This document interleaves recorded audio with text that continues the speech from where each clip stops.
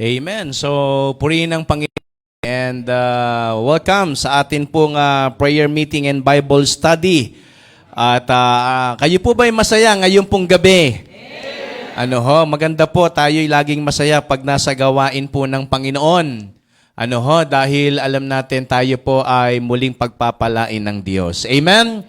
So kaya salamat sa mga nag-render ng special number at medyo pinakabako ni Preacher Carlo kanina. So hindi ko alam na marunong na pala siyang mag-gitara. Akala ko yung puro pag ganun-ganun lang, kurung. Di ba, sabi ko mukhang hanggang matapos to, puro ganun lang yata ito . So yun pala, mag-i-strum na rin siya. Akala ko kurung.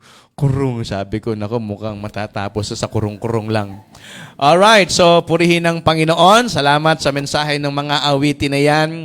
And of course, sa mga kapatiran po natin kasama natin for this evening, especially to our visitors. Maraming salamat sa inyo at kayo kagalakan kasama sa gawain ng Panginoon. Once again, welcome yung mga bisita natin at yung mga kailang ulit na nating nakasama. Hindi na sila first time. So, again, welcome na welcome kayo sa Glorious Light Baptist Church. At kayo po ba ay excited na sa pag-aaral ng salita ng Diyos? Excited na rin po ba kayo sa Sunday? Sa Sunday, maririnig nyo po ng live yung mga preachers natin. Magpipreach po yan ng 10 minutes. So, bago ho doon sa ating main preaching, kaya makikita ho natin, yung blessing ng Panginoon sa buhay nila. At yung mga workers natin, Sister Eliza and Brother Gab, magte-testimony yan 30 minutes. Mas mahaba yata yung testimony, 30 minutes. So, hindi po, magsasalita rin sila at least 5 minutes at sila po ay blessing sa gawain ng Panginoon. Amen? So, kaya, sige po, tayo ay mag-aaral na ng salita ng Diyos. And of course, kasama rin natin sila Sister Rica and Sister Cristal from Calbayog. Actually, mga worker na rin naman ito, yun nga lang, hindi pa talaga sila full-time. Hindi ko nga lang alam kailan ba sila magfu-full-time. So, baka unti-unti na silang kinakausap ng Panginoon. Pero masisipag po yan dahil yan ang mga nakakatulong ni Preacher Chris at ni Preacher Carlo sa gawain po sa Calbayog. Alright, so again, tayo po ay tumayo ng lahat and please turn your Bible in the book of Acts, Acts chapter 9. Alam niyo po, ito magandang mensahe na ibinigay sa atin ng Panginoon. Bagamat ito po ay medyo nadaanan na natin sa ating bread talk, pero alam niyo po, kinilos ako ng Panginoon para balikan ito pong talatang ito. Bagamat hindi naman po ito yung ating nabigyang pansin sa ating bread talk, pero may mga ilan po tayong madadaanan with this chapter. Alright? Acts chapter 9, verse number 31. Ito po ang sabi ng Bible. Then had the churches rest throughout all Judea and Galilee and Samaria, and were edified and walking in the fear of the Lord and in the comfort of the Holy Ghost were multiplied. So once again, kayo po ang hihilingan ko namang bumasa. Itong verse number 31. And please, basahin po ninyo ng kumbaga, samahan ng pangunawa. Para maging maganda po yung ating pag-aaral ng salita ng Panginoon. Verse number 31, sabay-sabay po kayo, begin. Then had the churches rest throughout all Judea and Galilee and Samaria, and were edified and walking in the fear of the Lord, and in the comfort of the Holy Ghost were multiplied. Dakilang Diyos, maraming salamat po sa oras pong ito na ibinigay mo po sa amin na kung saan kami po ay makapag-aaral ng inyo pong salita. Tunay po, Panginoon, na kami naririto para humingi po ng pagpapala, Panginoon. Gamitin mo po ang mensaheng ito para kaming lahat na nandirito, maging ang mga kapatid po namin na kasama namin sa online, ikaw rin po, Panginoon, ang kumatag po sa kanila. Tunay po, Panginoon, na ikaw ang siyang amin pong inaasahan na mangungusap. Tunay na ikaw rin po ang magbuhos ng pagpapala sa amin pong kalagitnaan. Panginoon, sa iyo po namin tinatagubili ng kaayusan, maging ang katagumpayan ng aming pong ginagawang pag-aaralan at alam namin na ang banal na Espiritu ay magiging malayang kumilos sa amin pong mga kaisipan, sa aming mga puso. Kaya Panginoon, Ikaw po ang aming inaasahan na magbibigay po sa amin ng blessing. Pagpalain mo po ang lahat ng mga kapatirang kasama namin dito. Ito po ang aming panalangin sa pangalan po ni Kristo Jesus. Amen. Okay, so mari na po kayo makaupo. Maraming salamat. And once again, basahin ko lang po yung sinabi ng verse number 31. Then had the churches rest throughout all Judea and Galilee and Samaria and were edified. Mahalaga po yung mga binanggit na lugar dito po sa verse number 31. And walking in the fear of the Lord and in the comfort of the Holy Ghost were multiplied. Well, actually in Acts chapter 1, kung inyo pong tatandaan, ang sabi po ng Bible, ang kalooban ng Diyos sa mga mananampalataya noon ay lumaganap ang Ebanghelyo. Hindi lang po sa Jerusalem, kundi maging sa iba't ibang lugar, ang salita po ng Panginoon ay makaabot. At kung titignan po ninyo, itong Acts chapter 9 ay puno po ito ng pagsubok. Kaya nga ito ho yung maganda nating pag-aralan. In fact, on the later part, sabi ng verse number 31, and in the comfort of the Holy Ghost were multiplied. And the title of our message for this evening is, Comfort in the Midst of Discomfort. Napakahirap po na humanap ng lugar kung saan doon tayo magiging panatag at payapa. Kung titignan po ninyo, in verses 1 and 2, para lang meron tayong idea for this whole chapter. Sabi rito, and Saul, yet breathing out threatenings and slaughter against the disciples of the Lord, went unto the high priest. Si Saulo, bago pa siya naging apostol, ang sabi ng Bible, ito na yung kanyang ginagawa sa ministry. Siya ay pumapatay, siya ay nagpapakulong, siya ang nagpapahirap, inuusig niya yung mga Kristiyano at mga nangangaral ng salita ng Panginoon. Yan na yung kanyang ginagawa. At mantakin ninyo, sabi dito sa verse number 31, Judea, Galilee, and Samaria. Ang sabi ng Bible, ito yung lugar na binanggit ng Acts chapter 1, verse number 8.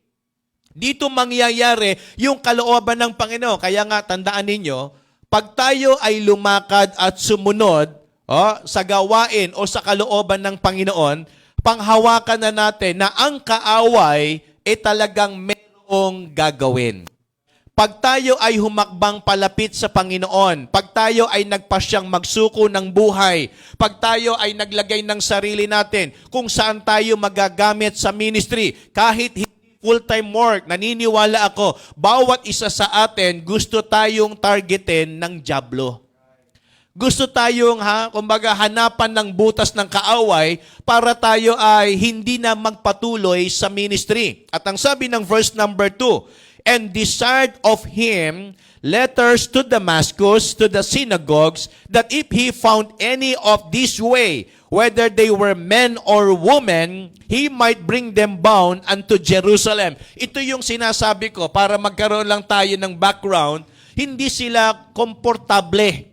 Alam niyo kung bakit? Kasi sila'y naglilingkod sa Panginoon at the same time, yung kaaway, kumbaga parang naglilingkod din sa dyablo. Naintindihan niyo ba yung sinasabi ko? Tayo po gumagawa ng tama para sa ikaluluwalhati ng pangalan ng Panginoon. Pero ito namang kaaway, yung kanyang mga masasabi ho nating kaparaanan, ginagamit ang unbelievers. At kung minsan, yung meron pang kapangyarihan sa atin pong paligid o kaya yung ating loved ones, ang kinakasangkapan ng kaaway para ikaw na naglilingkod, maramdaman mo yung talagang pressure sa ministry. Kasi kung yan namang mga taong yan, wala namang relasyon sa atin at wala naman niyang authority, tingin ko, hindi natin mararamdaman yung persecution at hindi rin natin mararamdaman yung pressure. Okay pa rin sa atin, tuloy lang tayo. Sino ba yan? Pero kung yan mahal natin sa buhay, kung yan kaibigan, malapit sa atin, o kaya may katungkulan, mararamdaman natin ang hirap. Tama po ba ako, mga kapatid? Hindi ba't itong si Saulo, nung panahon na siya hindi pa apostol, meron siyang power. Meron siyang authority na mag-decide o gumawa ng hakbang kung ano yung gusto niyang gawin sa gawain ng Panginoon. At ito na nga po, sa verse number 2, ang sabi rito, and desired of him letters to Damascus, to the synagogues, and that he found any of this way. Itong mga Kristiyano, kung makakita siya ng mga kagaya nitong ginagawa ng mga Kristiyano doon sa Jerusalem at sa iba't ibang lugar, anong gagawin niya? Sasaktan niya rin. Pahihirapan niya rin. Ikukulong niya rin. Kaya nga, humihingi siya ng extra power. Anong sabi ng verse 2? Whether they were men or women. Imagine, hindi siya natatakot. Hindi siya naaawa na pahirapan ang mga mananampalataya. Ganyan ang kaaway. Gusto niya, lagi tayong nasa discomfort. Ang gusto niya, lagi tayong persecuted. Ang gusto niya, under pressure ang mga Kristiyanong naglilingkod sa Panginoon. Ayaw niya na maging madali. And in verses 23 to 24, and after that many days were fulfilled, the Jews took counsel to kill him. Ito na ho, nagkaroon naman ng transition. Si Saul na dating persecutor, si Saul na siya ang nagpapakulong at pumapatay, ang sabi naman ng Bible, siya naman ngayon ang gustong patayin. Kasi nga, nagulat sila na dating umuusig, ngayon, nagpupush na ng salita ng Panginoon. Siya na yung nangangaral. Pagdating sa verse 23, and after that many days were fulfilled, the Jews took counsel to kill him, but their laying await was known of Saul, and they watched the gates day and night to kill him. So kasi nga, naligtas naman tong si Saul, at ang sabi naman ng Bible, tignan nyo nung siya hindi Kristiyano, siya ang ginagamit para usigin ang ministry. Nung siya naman naligtas, siya naman ngayon ang target ng kaaway. Kaya nga, walang pinipili ang dyablo. Bago, matagal na Kristiyano, target tayo ng dyablo. Tama? Walang bago sa kanya. Walang matagal sa kanya. Kung ang Panginoon nga tinry niyang tuksuhin. Anong sabi ng Bible sa Matthew chapter 4? Inalok niya para magkasala. Mga kapatid, tandaan ho ninyo, kung ang Panginoon sinubukan niyang tuksuhin at atakihin, sino tayo para hindi niya tayo, di ba, silain at gawan ng hakbang para tayo masira sa ating buhay. Kaya dito nakita, sabi ng verse number 24, after ng conversion ni Saul, ang sabi ng Bible, siya naman ang gustong patayin. Verse number 25, then the disciples took him by night and let him down by the wall in a basket. Tinago siya. Bakit? Kasi nga, ang sabi ng Panginoon, he was a chosen vessel para sa kanya. Meron siyang gagawin sa ministry. Kaya hindi pa siya pwedeng mamatay. Kaya nga mapalad tayo kung tayo po ay ginagamit ng Panginoon, purihin ng Diyos. Hindi pa ho tayo kinukuha ng Panginoon. Kaya hindi ho totoo yun. Sabi nga ni Preacher Ray. Sabi ni Preacher Ray, hindi totoo yun na ang namamatay, ang matagal mamatay ay yung mga masasamang damo. Hindi ho totoo yun. Ang matagal mamatay, yung lumalakad sa kalooban ng Diyos. Amen? Kaya kung gusto niyo pa pong mabuhay ng mahaba, wag ho kayong mag-backslide. Tama? Kung gusto niyo pang tumagal ang buhay ninyo, ipagamit niyo sa Panginoon yung inyong mga buhay. Dahil kapag kayo ay tinatawag ng Diyos ministry, kahit hindi kayo full-time worker, pag kayo ay kalooban ng Panginoon gamitin, nako mga kapatid, wag na ho kayong mag-isip na lumayo. Titiyakin ko po, kung hindi man kagad kayo mawawala sa mundong ito, hindi ho rin kayo magiging matagumpay sa gugustuhin ninyo. Tignan niyo po, subukan nating pag-aralan. Ang dyablo, ayaw niya tayong maging matagumpay sa harapan ng Panginoon. Tama po ba? Kasi alam ng dyablo, pag-aari na tayo ng Panginoon. Amen? Tayo po ay tinubos, inibig ng Panginoon sa ating mga kasalanan, pinagbayaran niya na po ang lahat ng ating kasalanan. So sa makatuwid, pag-aari na tayo ng Diyos. Ngayon, ayaw ng dyablo na maging matagumpay tayo. Ngayon, kung tayo naman po tatalikod, mga kapatid, hindi ho po pwedeng maging matagumpay yung Kristiyano sa kamay ng kaaway. Hindi rin naman papayag ang Diyos. Bakit po? Dahil pag pwede palang ganun ang mangyayari, kapag nag-backslide tayo, mas gaganda ang kalagayan natin. Baka mga kapatid, lahat tayo mag-backslide na lang. Siyempre, hindi rin papayag ang Diyos. Hindi niya papayagan o pahihintulutan na yung mga tumalikod, mas magiging maganda pa ang kalagayan sa nagtatapat sa Panginoon. Kunin niyo ho yung logic. Bakit papayagan ng Panginoon? Pastor, bakit yung nakita ko parang, hindi naman ho porket maraming pera at maraming gamit sa buhay, matagumpay. Tandaan natin, ang tagumpay ng buhay ay hindi yung kayamanan ng mundo. Ang tagumpay ng buhay ay yung meron kang totoong kasiyahan sa buhay mo. Diba? Hindi ho lahat ng may pera masaya. Hindi ho lahat ng merong bahay masaya. Hindi ho lahat ng may sasakyan masaya. Ang masaya, yung alam kong nasa Panginoon na lumalakad sa kalooban ng Diyos. You know, the Bible says the churches had peace. This doesn't mean that all persecution had stopped. Hindi ho ibig sabihin, kapag tayo napayapa na sa gawain, wala nang pagsubok. Instead, it means that they had peace in the midst of discomfort or persecution. Yun yung dapat nating alamin at pag-aralan, paano ba tayo magiging komportable sa kabila ng tayo ay nasa persecution. Imaginin po ninyo, anong sabi ng verse number 31? Then had the churches rest throughout all Judea, Galilee, and Samaria, and were edified and walking in the fear of the Lord. Di ba dapat sila mabalot ng takot? Bakit? Tignan po ninyo. Itong si Saul na siyang, di ba, kumbaga, nandoon pa siya sa ibang lugar, sinundan pa sila, hinabol, hanggang Damascus. At itong gusto niyang gawin, kung ano yung ginawa niya roon sa mga apostol, kung ano yung ginawa niya noon, doon sa ibang mga Kristiyano, gusto niya rin gawin sa Damascus. Para bang pag nakakakita siya ng Kristiyano, kumukulo ang dugo. Di ba? Sino ba ang galit na galit sa mga Kristiyano? Di yung diablo. Sino ba ang galit na galit sa mga sumusunod sa Panginoon? Di yung kaaway ng Panginoon. So natural, bubuntutan tayo ng kaaway. Kaya nga anong sabi ng Bible, it's like a roaring lion walketh about seeking whom he may devour. Hindi siya titigil na kahit nakatapos ka na doon sa step 1 na gawa ng kaaway, magle-level up yan. Hahanap yan ng paraan para mas maging matindi yung kanyang atake. Imagine ninyo minsan nga nakakainggit pa si Satan buti pa siya nag-i-improve. Tayo hindi nag-i-improve.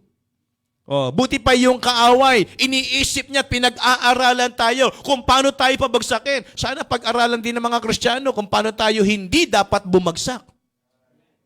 Tama po ba? Alamin din natin yung paraan para tayo mga nagtatapat at naglilingkod, huwag tumigil sa gawain ng Diyos. At ito po, ang nakita ko, mga kapatid, kung paano na-comfort itong mga Kristiyano sa panahon na sila ay inaatake at pine-persecute. Number 1, here we can see the works of the Lord. Ewan ko po, kung inyo pong mauunawaan itong mga talatang babasahin ko, verses 4 to 6. In Acts chapter 9, and he fell to the earth and heard a voice saying unto him, Saul, Saul, why persecutest thou me? Okay? Familiar po ba kayo dito sa statement na to? Kung ang Bible ninyo ay red letter, okay? Red letter edition, nakasulat yan sa pula. Okay? Ang ibig sabihin niyan, ang Panginoon mismo ang siyang nagsasalita niyan. Ang kausap niya ay si Saul. Anong sabi niya? Why persecutest thou me? Sino ba ang inuusig ni Saulo? Hindi ba't yung gawain? Tama po ba? Hindi ba't yung mga Kristiyanong nangangaral at nagtatapat sa gawain? Di ba't sila ang inuusig? Kaya nga, ito yung pwede nating kunin dito. Kumbaga, hiramin natin tong talatang ito at gamitin natin sa sarili natin. Ang sabi kasi rito, why persecutest thou me? Daan natin to palagi. Pag tayo ay naglilingkod, okay, listen carefully, sumusunod sa kalooban ng Diyos at merong kumokontra. Tandaan ninyo, hindi kayo ang kinokontra niya. Ang kinokontra niya ay ang Panginoon. Tama? Kasi ang sabi ng Bible, Saul, Saul, why persecutest persecutest thou me. Hindi naman sila nagkita ng Panginoon noong time na yon. Ito yung kanilang first encounter. Tama po ba? Sa road of Damascus, wala siya nung ang Panginoon nagme-ministeryo sa lupa. Hindi pa siya apostol noon. Wala pa siya noon. Ang sabi ng Bible, why persecutest thou me? And verse number 5, and he said, who art thou, Lord? Kanina, sabi ko, bakit ang ginamit dito, capital L? Supposed to be, dapat, pag hindi mo kilala yung kausap mo na tinawag mong Panginoon, ang ibig sabihin nun, baka kinikilala mo lang siya sa authority. Pero ang sabi ng Bible, ito ay tamang recognition ni Saul. So meaning, alam niya kung sino yung nagsasalita sa kanya. Tama po ba ako, mga kapatid? Kasi ang sabi rito, sumagot siya, and he said, who art thou, Lord? Capital L. So tama yung kanyang knowledge about the Lord. Tama po ba ako, mga kapatid? At eto na ho ang senaryo. Ang sabi ho rito, verse number 5, and the Lord said unto him, I am Jesus whom thou persecutest. Para mabilis ho tayo, mga kapatid, para makita nyo yung the works of the Lord, yung umuusig, gumawa ang Panginoon, niligtas niya. Ang nakaka-comfort dito, mga kapatid, gaya ng sinabi ko kaninang umaga at saka nung time. Ano bang araw yung itinuro ko yung shrine ni Diana? Kailan ba yon? Kailan ba sa Bread Talk yon? Kanina? Kahapon? Tama, di ba? Iniisip nila kung ano, baka mamaya ang trivia natin, yung pangalan nung Diyos-Diyosan. Di ba? So, sino yung Diyos-Diyosan nila? Kaya marami nang naka-ready nung araw na yon na ang naka-type sa comment nila, Diana. Pero hindi pala si Diana yung ating trivia. Ang trivia pala natin kung sino yung gumagawa nung graven images na yun, yung Diyos-Diyosan na yon. Sino ba yung gumawa nun? Sino po? Si Demetrius. Ang nadidinig ko si Ate Rose. Sayang, kung trivia po natin ngayon, Ate Rose, una kayo ngayon. Yun nga lang, tapos na. Anong ibig kong sabihin, mga kapatid? Tignan nyo yung gawa rito ng Panginoon. Yung kanilang kinatatakutan, mga kapatid, imposible ito para sa kanila na itong si Saul, matindi yung kanyang ginagawa. Pakinggan ninyo, sabi ng Bible, siya yung pumapatay.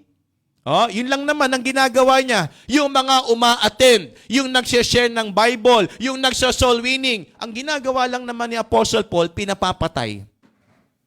Kung kayo po ang nasa lugar na yon, nung mga panahon na yon, meron pa kayang hahayong Kristiyano rito, yung makita sa labas na nagso-soul winning, may daladalang Bible at tracts, may magso-soul winning pa kaya? Si Ate Rose, nakita ko, nag-soul winning nung kamakailan eh. Pinost pa sa akin ni Kuya Joe, pinakita sa akin, video pa mismo. Akala ko nga kulang na lang pulpit, nagpipreach na. Ako nga pinipigilan ko yung mga anak ko noon. Di ba, Ate Rose, tama po ba ako? Sinasabihan ko sila, bakit kayo pumupunta dyan? Bakit mas sinusunod niyo pa yung pastor ninyo? Kesa sa akin. Tama ba ako, Ate Rose? Tama po? Ngayon po, kanina po kayo sumusunod. Sa Panginoon na. Ayan. Akala ko po sa pastor na So ano ibig ko sabihin, mga kapatid? Kung ganun ang sitwasyon, meron kayang hahayo pa dito. Sige nga. Ang mahuli ng, halimbawa lang ni Saulo, ang mahuling mag-ikot sa bagong baryo na may dalang Bible at nag-share ng gospel, ipapapatay. Ano kaya? Hahayo pa kaya yung mga workers natin? Tutuloy pa kaya yung mga young people sumama sa evangelistic? Baka sabihin nilang, bahala ka na dyan, preacher. Magtatago na kami. Bakit? Papatayin Tignan nyo yung gawa ng Panginoon dito, kung paano sila pinrotektahan at kung paano sila nako-comfort kasi yung persecutor, kinatagpo ng Diyos. At ang sabi ng Bible, hindi lang siya pinigil sa paggawa ng masama, kundi inilagay pa siya nakakampi ng gumagawa sa gawain ng Diyos. Yun yung nakaka-comfort kasi ang totoo niyan, tuwing tayo po ay aatakihin ng kaaway, hindi po pwedeng walang gagawin ng Diyos. Tandaan niyo palagi yan. Huwag niyo lang kung asahan, si Satanas ang maligtas. Kasi pastor, si Satanas, inaatake kami. Wag si Satanas ang masave. Ibang klase na ho yun, mga kapatid. Si Soriano lang, ang alam ko, ang kausap niya ngayon doon. Di ba? Baka sineshare na Soriano ngayon yan para maligtas si Satanas. So ano ibig sabihin? Di ba tignan ninyo, sabi ng verse number 5, ang sabi ng Panginoon, I am Jesus whom thou persecutest, it is hard for thee to kick against the pricks. Hindi kaya ng Kristiyano puntahan si Saul. Di ba naalala nyo? And dito yan, mababasa natin yan. Natatakot sila.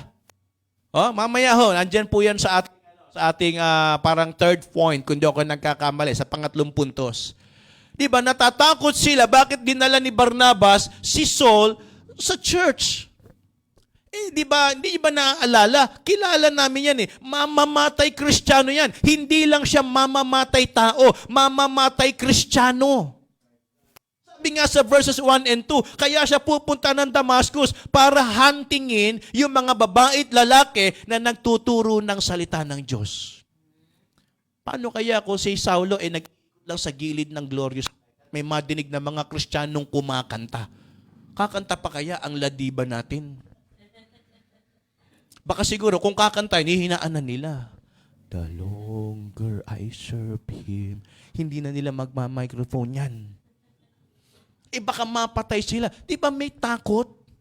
Ang hirap naglilingkod ka, tama yung ginagawa mo, pero yung nangyayari sa paligid, hindi pumapabor.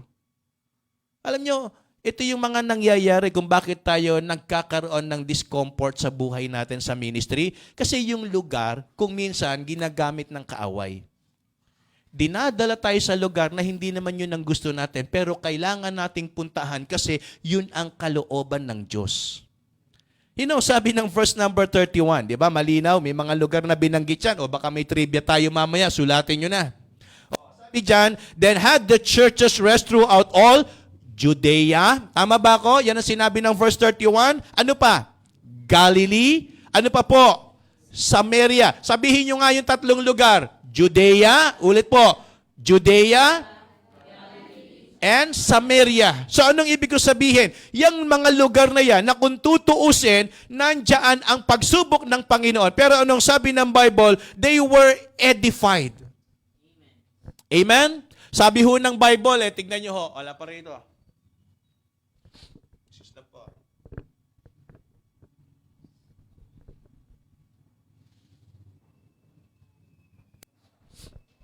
Alright, so sabi ho ng Bible, and then had the churches rest throughout all Judea and Samaria and were edified and walking in the fear of the Lord.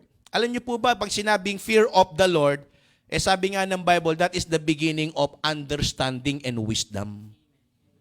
Hindi po ito yung takot para tayo maduwag, kundi ito po yung takot at paggalang na kung saan mas lalo ho nating gagawin at susundin yung kalooban ng Diyos. Kasi naiintindihan natin yung kalooban niya.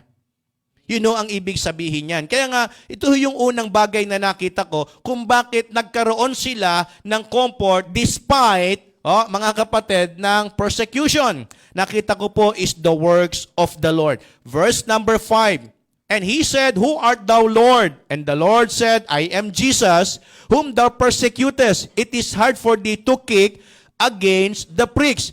And he, trembling and astonished, said, Lord, what wilt thou have me to do?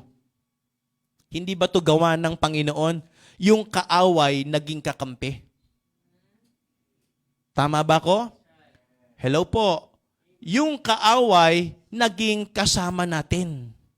So sa madalit salita, ang pwedeng magbigay kapanatagan sa atin pag tayo nasa ministry at tayo po'y inaatake ng kaaway, intayin natin yung gagawin ng Diyos. Huwag tayong magpanik. Huwag tayong ma-discourage. Intayin natin. May gagawin ng Panginoon sa ginagawa natin sa ministry. Hindi ho po pwedeng gawain ng Panginoon yan at hindi ho po pwedeng nagsuko tayo ng buhay tapos wala siyang gagawin. Kung ang kaaway nga, pag sa kanya ka sumunod, may ginagawa, di lalo pa sa Diyos. Tama ba ako, mga kapatid? Sa dyablo nga pag binigyan mo siya ng tiyan sa buhay mo, bibigyan kanya ng pabor, pero pansamantala lang. Lalo na ho sa Panginoon, pag siya ang talagang pinagtapatan ng ating mga buhay, maniwala ho kayo mga kapatid, hindi po pwedeng pababayaan tayo ng Diyos. So yan ang ginawa ng Panginoon. Hindi kaya ng mga Kristiyano na labanan si Saul, pero ang ginawa ng Panginoon, siya na ang gumawa ng paraan. Kaya sa panahon ng discomfort, sabi ng Bible, nandito yung gawa ng Panginoon. The works of the Lord. And second thing, kung bakit sila na-comfort, in the midst of discomfort, number 2, the words of the Lord. Verses 15 to 17. And the Lord said unto him, Go thy way, for he is a chosen vessel unto me. Kilala niyo kung sino tong kausap ng Panginoon dito? Kanina si Saul. Sino naman to ngayon? Yung inuutusan na puntahan si Saul para ibigay yung buong detalye ng kalooban ng Diyos para sa kanya. Sino po yun? Si Ananias. Very good. Sabi po rito, But the Lord said unto Ananias, Go thy way, for he is a chosen vessel unto me to bear my name before the Gentiles and kings and the children of Israel. For I will shew him how great things he must suffer for my name's sake. And Ananias went his way and entered into the house, and putting his hand on him, said, Brother Saul, the Lord, even Jesus, that appeared unto thee in the way as thou camest, hath sent me, that thou mightest receive thy sight and be filled with the Holy Ghost. Alam niyo mga kapatid, si Ananias takot din. Ayaw niyang pumunta kay Saul. Bakit? Kilala niya nga eh.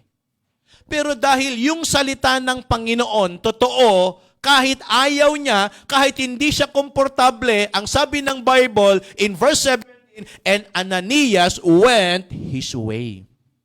Ano po ang nagpanatag sa kanya? Yung sinabi ng Panginoon.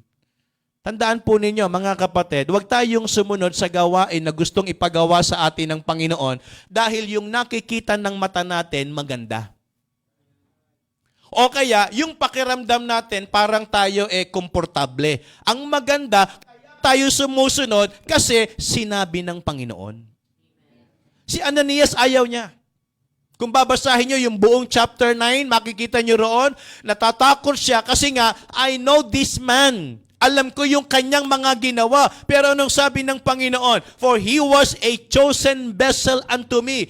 Go at turuan mo siya. Anong sabi ng Bible? And Ananias went his way. Not because yun ang gusto ng puso niya. Not because komportable siya. Simply because sinabi ng Panginoon.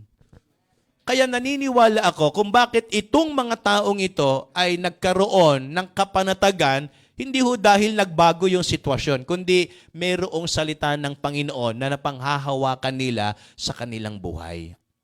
You know, sabi po rito, verse number 17, Brother Saul, the Lord, even Jesus, that appeared unto thee in the way as thou camest, hath sent me that thou mightest receive thy sight and be filled with the Holy Ghost. Alam niyo kung bakit tayo napapanatag sa buhay natin sa kabila ng maraming persecution? Kasi may salita tayo ng Diyos. Amen? Kung tayo lang, tingin ko po, hindi tayo tatagal. Kung ang dahilan ng pagpunta natin sa church fellowship lang, hindi ho tayo tatagal sa ministry. Kung ang purpose ng pagpunta natin o pagsunod sa Panginoon, maganda yung nangyayari, pasensya na, hindi ho tayo tatagal sa gawain. Dahil hindi ho sa lahat ng pagkakataon, maganda palagi ang mangyayari sa ginagawa nating pagsunod. Kung minsan ilalagay tayo sa balag ng alanganin, sa prinsipyong pinaniniwalaan natin sa Panginoon. Di ba't ang daming ganyang pangyayari sa Bible? Pinanindigan nila yung kalooban ng Diyos, yung kanilang buhay nalagay sa panganib. Diba? Itinapon sa lion's den, burning fiery furnace, itinakwil sa kanilang sariling bayan, diba? Kinulong, sinaktan, pinahirapan. Yun yung mga sumunod sa kalooban ng Diyos. Pero anong sabi ng Bible? Dahil may pangako ang Panginoon sa mga nagtatapat at sumusunod, mga kapatid, bakit nila kinaya? Kasi nga may salita ng Diyos. Kung katawan natin at pakiramdam natin ang basihan, susuko tayo. Tandaan nyo ito palagi, sa ministry, paglakas mo ang gagamitin mo, hindi ka tatagal. Ang kailangan natin, yung lakas na nanggagaling sa salita ng Panginoon. Ang panghawakan natin, huwag pangako ng tao. Ang panghawakan natin, pangako ng Diyos. Tandaan po ninyo, kahit kailan ang salita ng Panginoon hindi magbabago at hindi mababawasan ng kapangyarihan. Kaya kung bakit sila na-comfort, kasi nga, sabi ng Panginoon At nakita nila yung salita ng Diyos. Tignan nyo sa verse number 31, balikan natin. Okay, sabi rito, and were edified and walking in the fear of the Lord. Bakit nangyari to? Kasi nga, nalaman nila yung nangyari kay Saul. Okay? Siguro, iniisip ng mga Kristiyano, sana pinatay na lang yan ng Panginoon. Pero tingin nyo, kung pinatay siya, mawawala na kaya yung persecution? Hindi. Nung nabuhay nga si Apostle Paul, hindi pinatay ng Panginoon Mismong si Saul gusto nang patayin Kaya, wag nating hingin, Lord, yung problema namin, tanggalin mo. Wag. Ang hingin mo sa Panginoon, Lord, palakasin mo kami. Kasi kung aalisin lang yung problema at hindi ka natuto sa problema, pagkatapos niyan, may problema pa ulit. Ganun ka pa rin ulit. Tama po ba? Sige, hilingin niyo sana mawala na yung problema na yan para makapag-serve kami na mais. Pag nawala yan, meron naman panibagong problemang darating. Paano mo haharapin? Hihilingin mo na naman, sana mawala yan. Ang tama, ang hilingin mo, palakasin ka ng Diyos. Maintindihan mo. Kaya nga ang sabi ng verse number 31, and walking in the fear of the Lord, ang mahalaga kasi rito, kahit anong circumstances meron tayo, ang mahalaga is our understanding in our situation. Bakit ba ako pinapersecute? Natural, nasa kalooban ka ng Diyos Bakit ba ako kinakaaway ng mga taong ito? Kasi nga, nagtuturo ka ng tama. Pag-aralan nyo, nung wala pa tayo sa gawain ito, bakit naman hindi natin ito nararanasan ganito? Tama, hindi tayo binabawalang mag-church, hindi tayo binabawalang mag-soul winning, hindi tayo binabawalang magbigay. Kasi hindi mo naman to ginagawa dati. Tama po ba ako, mga kapatid? Ngayon, ginagawa mo na, nagtataka sila. Kaya nga, di ba, ewan ko, Ate Rose, siramin ko po ulit yung sinabi nyo, no? Bakit kayo sumusunod dyan sa pastor nyo kaysa sa amin, bilang magulang ninyo? Anong sabi ng mga anak mo, Ate Rose? Wag nyo na po kaming kasi... kung hindi nanindigan yung dalawa na yan, Ate Rose, nasaan kaya kayo ngayon? Kaya babait ng mga anak ninyo, Ate Rose. Sino po ba yung dalawa na yon? Si Mara, si Sarah, tsaka si Hannah po ba yon? Tinutukoy nyo doon? Sila po yung makukulit na atin ng atin dito, sunod ng sunod sa pastor. Pero kung hindi po sila nanindigan at nagpadala at natakot sila sa galit ninyo, dito yung pamilya nyo sa ministry. Bakit? Magulang yun Tama po ba ako? Nanay mo na yun, tatay mo na yun Di ba? Isipin mo, baka mamaya Sabi ko nga, hindi mangyayari ito kung hindi nanindigan yung dalawa na yan. Buti na lang talagang matibay ang kanilang pananalig sa Diyos. Kaya bagay silang bigyan ng karapat na blessing. Tama po, Ate Rose? Ang blessing nila, binigyan sila ng mga magulang na nadala nila sa Panginoon. Blessing. Kahit sabihin pa ho natin, may ginamit sa inyo sa pag-share ng salvation, yung patotoon nila, may malaking kinalaman po yun kung bakit kayo nahikayat sa gawain ng Panginoon. Hindi ko lang alam kung paano i-share sa Light Ministry. Sinend sa akin sa messenger yung video. Alam nyo, parang nagagalit pa si Ate Rose. Parang gusto niya mag-preach, napaka-bold preacher pa. Sabi ko, invite ko kayang speaker to sa church. Kulang na lang, ihampas yung kama doon sa mga kausap niya. Nandun sila Ate Merly, kung doon ako nagkakamali. Andun din yung anak niya, at si Sanara, yung apo. Naku, baka hampasin ng lamesa yun sa sobrang gigil ni Ate Rose sa pag-share ng salvation. Tawag ngayon si Kuya Diyo sa akin, message sa akin si Kuya Diyo, nag-voice message kagad, Pastor, napanood niyo po ba? Parang hindi ba napanood? Nandun sa wall ko na. Dalawa pa yon. Panood niyo po ba? Kita niyo naman po si Ate Rose niyo, Pastor. Ang haba pa. 2 voice message pa yon. Di pa nakontento. Kaya salamat na lang sa mga anak namin na mababait. Sino ba yon? Sabi ko kay Kuya John, nag-voice message ako. Kuya John, totoo kaya yon? Na mababait sila?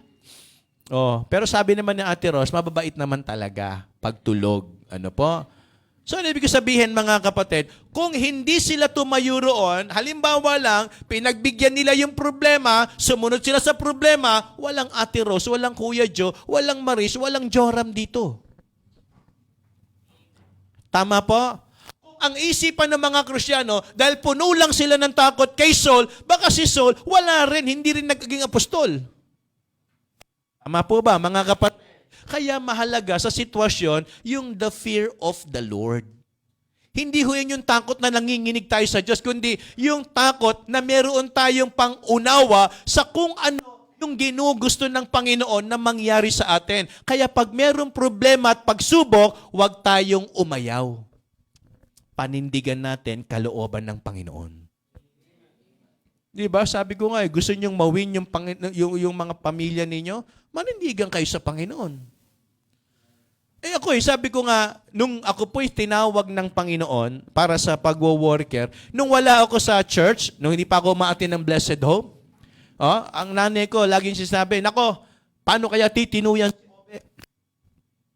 Nung na-invite ako sa church, sige, sama nyo yan, puro kalokohan yan, dyan na yan sa inyo. Tinataboy ako. Para magbago yan. Ba nung nagbago ako, nakakilala sa gusto ko na mag-worker, ba inaaway naman yung pastor ko?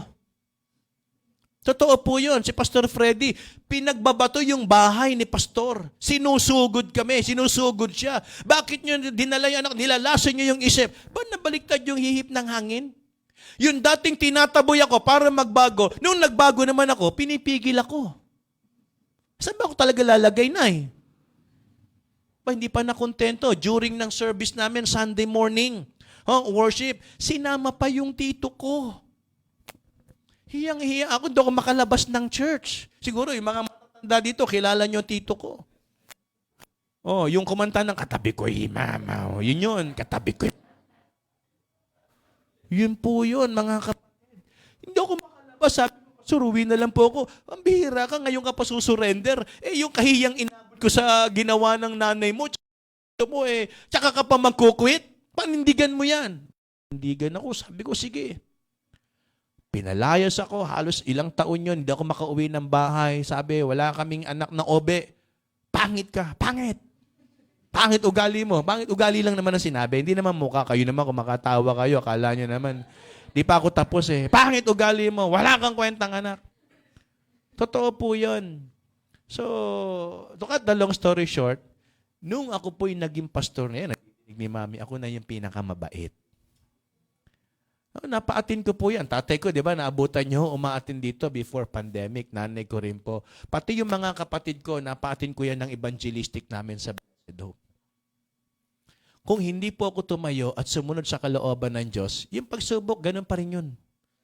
Hindi magbabago. Tama? Hindi naman titigil. Di ba, nasave na nga si Saul? Di sana mag-reduce na yung mga Kristyano. Yes, wala nang Saul. Wait. Pati si Saul, papatay na rin namin. Tama ba ako? Acts chapter 9, basahin ninyo. Pati si Saul, kabilang na sa papatayin. Ano ibig sabihin? Talaga ang problema sa ministry. Hindi yan magbabago. Maiiba lang yung character na mag-persecute sa atin, but still, yung persecution, intact pa rin. Tama? Ang mahalaga, we have the understanding sa kalooban ng Panginoon. Amen? Hanggat nasa iyo ang karunungan at kalooban ng Panginoon, huwag kang matakot, tuloy lang. May gagawin ng Panginoon. Amen? Meron tayong salita ng Diyos. Hindi tayo pababayaan ng Panginoon. Hello? Paborito kong example, si Denden. Paano ko nakuha si Mami? Hindi ho ganun kadali. Sabi na ni Den, sige, sa'yo na yan. Hindi pa ako pastor noon. Brother Robert, sige, sa'yo na yan si Lenlen. Hindi. Kung pwedeng itago ni nanay, itatago pa niya. Hindi pa Kristiyano si nanay noon. Tama po ba ako, Nay? Hindi pa siya sobrang bait noon. Ngayon lang siya sobrang bait. Kung hindi ko pinaglaban yung paninindigan na yun, hindi ko makukuha si Mami, hindi masisi si nanay. Tama? Hindi marirevive si Preacher Chris. Hello, Preacher Chris, kung nanonood ka ngayon. Darating po yan, abangan natin. Ano ibig ko sabihin? Kung hindi dahil sa paninindigan, wala yan dito ngayon sa gawain ng Panginoon. Ano ibig sabihin? Napakahalaga ng the fear of the Lord. Kailangan meron tayong clear understanding sa pinasok natin sa ministry. Tandaan ninyo, ang ministry hindi barkadahan. Ang ministry hindi lugar ng laro. Ang ministry gawain ng Diyos. Huwag kayong ma-encourage pumasok sa ministry kasi ang gagwapo ng mga worker. You know?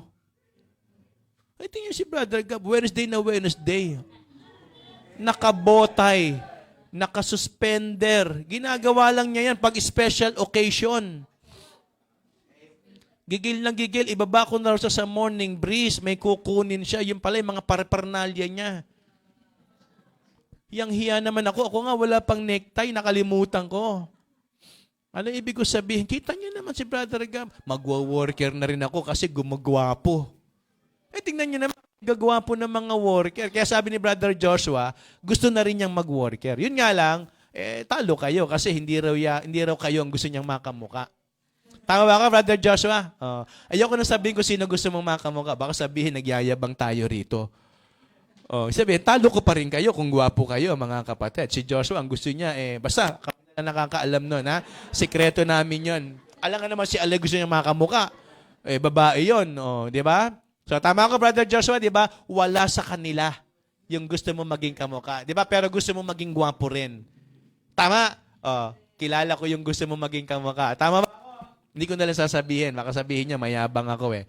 Ano ibig sabihin, mga kapatid? Di ba? Huwag nating ituring na ang gawain lugar na parang kaya tayo magsusuko ng buhay kasi nag-i-enjoy tayo. Tandaan nyo, sa kalooban ng Panginoon, hindi lahat ng pangyayari ganun. Baka akala nyo, pag nag-worker, paupo-upo lang sa church. Naku po, hindi ho ganun ng ministry. Sila ho, hindi makaupo ng maayos. Bakit? Kung saan sila magpunta, lagi hinahabol ng persecution eh. Tama? Kahit saan sila magpunta, nandiyan ang kaaway. Taguan man nila si Saul, mga kapatid, meron pa rin persecution. Naligtas na nga si Saul, meron pa rin persecution. Hindi mawawala yan. Ang maganda, meron lang tayong salita ng Panginoon. Amen? So, yun yung sinabi ho ng verses 15 to 17. And then, last but not the least, the workers of the Lord. Ito yung kanilang comfort. Gaya ng sinabi ko kanina. Verses 23 to 27. Tingnan po ninyo. Sabi po rito, after that many days were fulfilled, and the Jews took counsel to kill him. But their laying await was known of Saul, and they watched the gates day and night to kill him. Then the disciples took him by night. Si Saul, siya yung sabi ng verses 1 and 2, pumunta ng Damascus para patayin itong mga taong ito na tumulong sa kanya. Para wag siya mapatay. Ang sabi ng verse 24, o verse number 20, verse number 25, then the disciples took him by night and let him down by the wall in a basket. So itinago siya, itinakas siya, doon siya inilagay. Verse 26, and when Saul was come to Jerusalem, eto na. Anong sabi ng Bible? Alright, he essayed to join himself to the disciples. Ano kaya ang reaksyon ng mga disciples? But they were, all afraid. Why? Kasi nga, ang huling narinig namin dito kay Saul, pumatay. Tama? Sabi ng verse number 26, and believe not that he was a disciple. Teka nga pala, kaliligtas lang nito. Totoo ba yan? Hindi pa namin nakikita mga pinagagawa niyan. Pero anong sabi ng verse 27?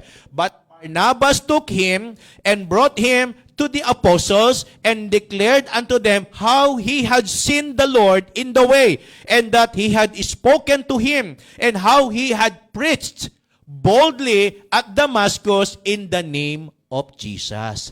Imagine niyo kaya siya pumunta doon para i-persecute yung mga Kristiyano. Pero nabaliktad ang sitwasyon. Kinatagpo siya ng Panginoon. At ang sabi ng Bible, nangaral boldly. Kaya eto ngayon, gusto siyang patayin. At etong maganda, kung bakit nakaka-comfort ito. Alam niyo kung bakit? Kasi may mga Kristiyano na maaasahan talaga natin sa gawain ng Panginoon. Alam niyo kung paano? Willing nilang gawin yung mapanganib na kalagayan alang-alang sa gawain ng Diyos. Kaya tandaan ninyo, kung merong mga naduduwag, hindi lahat ng Kristiyano kagaya nun. Meron ng mga Kristiyanong lumalaban. Amen? May mga Kristiyano, kung ayaw manindigan ng iba, sila yon. Pero sana tayong mga merong malinaw na pangunawa sa kalooban ng huwag tayong gumaya sa mga hihina at naduduwag. Ang tignan natin, itong mga kagaya nila na tinulungan si Apostle Paul para makatakas at makapunta ng Jerusalem. At pagdating sa Jerusalem, bagamat natatakot sila, pero ano pa rin, ang katuwaan nila. Kung tatapusin natin yung chapter na yan, mga kapatid, nag-rejoice yung mga kapatiran. Kasi nga, bukod sa si Saul ay naligtas, siya po ay ginagamit para mangaral ng Ebanghelyo. And look at the brethren, look at their reaction. Sabi ng Bible, natakot sila eh. Pero anong sabi ng salita ng Panginoon? For he was a chosen vessel unto me. May nagtanggol. Sino? Si Barnabas. Amen? Mga kapatid, hindi man kayo makakita ng lahat ng members sa church na mako-comfort kayo, but definitely, there is somebody na binigay sa iyo ng Panginoon para maging Jonathan mo sa buhay mo. Kilala niyo ba kung sino yun? Si David. During the time ng kanyang persecution, nasa cave siya, ang pinadala ng Panginoon, si Jonathan. Tama ba ako? Brother Jonathan, alam mo ba yon? Totoo yon. Si David, nagtatago sa cave, pinangakuan ng Panginoon. Ano sabi ng Bible sa kanya? Ano sabi ng Panginoon? Gagawin siyang hari. Okay? Ikaw ba naman pinangako ang gagawin kang hari? Sa kuweba ka nakapwesto? Hari ba to? Sa kuweba nakatira? Hari ba to? Walang mga kasundaluhan? Hari ba to? Walang trono? Hari ba to? Walang makain? Huwag kang magmadali. May ginagawa ang Panginoon. Binigyan ng Panginoon si David ng Jonathan. And for your information, si Jonathan, anak ng kaaway niya.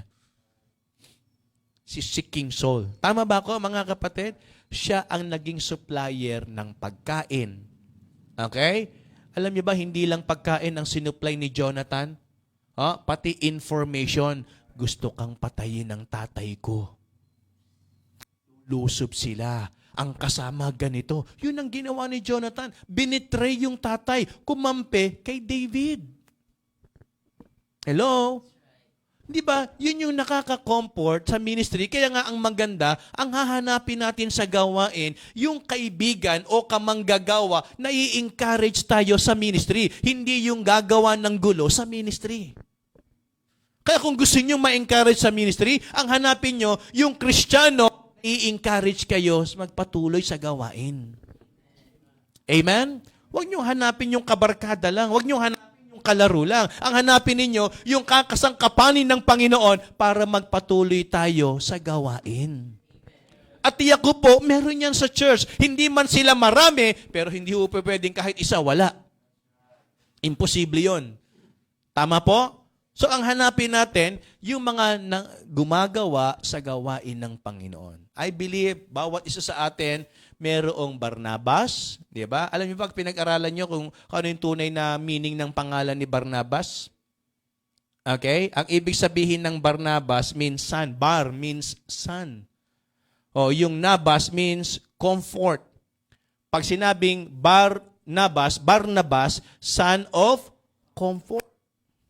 Kaya ang binigay ng Panginoon kay Saul, si Barnabas. Kasi nga, alam ng Panginoon, hindi kagad maniniwala yung mga tao. Totoo ba?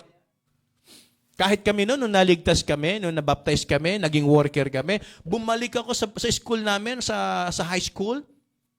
Kinausap ko yung advisor teacher ko, tapos yung principal namin, una yung advisor ko. Sabi ba naman sa akin, binura pa ako eh. Kung ka, Victoriano, pati Bible, ginagamit mo. Hindi ko ma-convince yung teacher ko. Punta kami sa principal. Walang yaka. Minura din ako mula ulo hanggang paa. Hindi sila makapaniwala eh.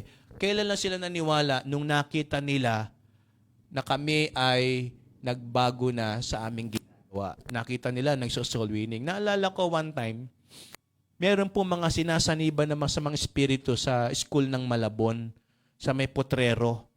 Katabi ho yun ng basketball court, parang golden, ano ho yung pangalan ng court na yon. During ng prayer meeting, ganito po yan, may tumawag, member ng Blessed Hope. Sabi niya, Pastor, marami po mga sinasanibang mga bata rito. Na-televise po yon. Okay? Nagpipreach si Pastor, sabi niya, magpadala tayo, hindi ako po pwede. Punta siya, ganun. O sige, Brother Robert, punta kayo doon, dalawa kayong worker, punta kami. Sige, nandun yun, hanapin niyo si teacher ganito. Banak ko ng teacher ko dati. Cyber sa akin, Victoriano.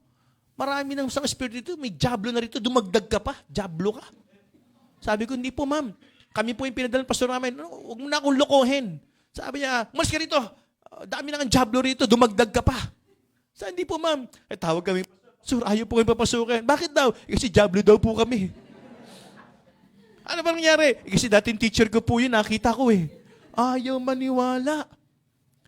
Ay mga kapatid, so gawa ni Pastor, siya pumunta. Ang dami na, may mga pari na roon, mga kung ano, ganun na ng ganun doon. Wala kami magawa, kami papasukin, mga jablo daw kami. O di punta si Pastor, siya yung nakipag-usap, ganito, ganun. So, imagine niyo mga kapatid, kung walang Barnabas, hindi madaling matatanggap ng mga Kristiyano itong si Saul. Bakit? Terrible ginawa eh. Tama? Kaliligtas lang yan, totoo kayang ligtas yan. O, tignan nyo Hindi naman porket na save at nabaptize, okay na kagad. Ang daming nabaptize, ang daming na save. Ligtas na raw sila. Tumayo pa, nanguna pa, nagpagamit pa ng buhay, nawala rin. Tama? Hello? Sige. Bakit may mga bakanting upuan? Kasi yun yung mga na-save na nawala. Tama? Tanungin nyo, nandiyan ka ba? Wala nga eh. Di ba? Ang daming na-save, ang daming na-baptize, pero bakit ito lang ang nagpatuloy? Kaya nagdududa sila, totoo kayang save yan? Mamaya, nagkukunwari lang yan. Minaman-manan tayo rito. Baka nag-i-spy lang yan. Iisa-isahin tayo. Baka may baril na rin, baka ratratin tayo rito eh. Nagdududa sila. Pero salamat na lang may Barnabas. Amen? Salamat na lang meron tayong kapatid sa Panginoon na inaalalayan tayo sa ministry. Kung wala, hindi tayo mako-comfort. Amen? Kaya, mahalaga po na umaatin tayo ng church, mahalaga po na mabait tayo sa katabi natin. Kasi baka mamaya, yung katabi ninyo, pag nadi-discourage kayo, yan din ang gamitin ng Pastor, ito nga nakaka-discourage sa akin eh. Sabihin mo sa katabi mo, blessing ka sa akin. Sabihin mo, sige, sabihin mo, kahit napipilitan ka. Kahit alam ko napipilitan ka lang. Sabihin mo sa katabi mo, blessing ka sa akin. At sabihin mo sa kanya, wag mo kong iiwan, ha? Sabihin mo sa kanya, Barnabas ka. Sabi sa kanya, ha? Sabi niya, Barabas ka, ha? Hindi Barabas, ha? Barnabas. Baka sabihin mo, wag mo kong iiwan, Barabas ka, ha? Hindi, Barnabas. Hindi ho Barabas. Wag mo kong iiwan, Barabas ka. Barnabas ka. Di ba? Kung walang Barnabas, kung walang ginamit ng Panginoon na Ananias para kay Saul, paano siya ma-enlighten? Paano siya makakasunod sa kalooban ng Diyos? Kung walang Barnabas na nagdala sa kanya sa Jerusalem, ano kaya si Saul? Salamat na lang may ginagamit ang Panginoon. Amen? Kaya kung ako sa inyo, ang piliin ninyo yung kaibigan na dadaling kayo sa Panginoon. Kaibigan, na i-encourage kayo kahit may pagsubok, tuloy lang. Son of comfort yung naging kaibigan ni Paul eh. Tama po ba? Kaya sana, yung kaibigan nyo, son of, ano rin, ha? Son of, ano kayo? Son of comfort ka. Huwag nyo na ituloy, ha? Masama yun. Okay, so mga kapatid, as I close, in Ephesians chapter 4, verse number 16, from whom the whole body fitly joined together and compacted by that which every joint supplieth, according to the effectual working in the same measure of every part, maketh increase of the body unto the edifying of itself. Ano ho yung bottom line nito? ang pinakalundo, in Ephesians 4 verse number 16, hindi nyo maitatanggi ang katotohanan na kailangan natin ang isa't isa. Amen? Ngayon, di nyo ako kailangan. Pero darating ang time, kakailanganin nyo ko. Ngayon, baka hindi ko kayo kailangan. Pero darating ang time, kakailanganin ko kayo. Hindi ho sa lahat ng oras. Kaya nga, di ba ang tama, huwag niyong sunugin yung tulay na nag-uugnay sa inyo kahit hindi niyo pa kailangan ngayon. Tama? Hindi niyo man kailangan, huwag niyong putulin. I-preserve niyo lang. Diyan ka lang. Pag dumating ang time, baka kailanganin kita, at least maayos tayo. Amen? Huwag niyong i-burn yung mga bridges, yung mga connections. Baka dumating ang time, kailangan. Huwag niyong i-ignore yung mga taong kumakamay sa inyo ngayon. Baka akala nyo, hindi sila kailangan ngayon. Baka dumating ang time, sila yung hahanapin nyo. I-encourage naman ako. Amen? So kaya, ang maganda, maging palakaibigan tayo. Ang maganda, iparamdam natin, kailangan kita. Sabi mo, kailangan mo siya. Wala akong pamasahe mamaya. Kailangan kita. Wala kaming bigas. Di ba? Mga kapatid, the Bible says, from whole the body fitly joined together. Hindi po pwedeng binigay yung katabi mo, yung kapatid mo sa church, nang hindi kayo mahalaga pareho. Tama? Pero ang tingin natin sa iba, hindi, batang Kristiyano to eh. Ngayon. Pero baka isang araw makita mo yan, baka mas maging mature pa yan sa'yo. Tama po ba? Baka yung bata na yan, baka mas marami pang dalin niyang kaluluwa kaysa sa'yo. Kaya huwag baliwalain. Baka yung dating hindi naman nagso-soul winning, dahil nakasama ka, nag-soul winning. Opo mga kapatid. So anong sabi ng Bible? Because ang sabi dyan, we are compacted to each other. Hindi po pwedeng bahala kayo sa buhay nyo, bahala ko sa buhay ko. Hindi, anak tayo ng Diyos, katawan tayo ni Kristo. Hindi po pwedeng hindi tayo magkakakonekta sa isa't isa. Amen? Kaya tandaan nyo palagi, mahalaga ang sumunod sa kalooban ng Diyos. Amen? Manalangin po tayo. Panginoon,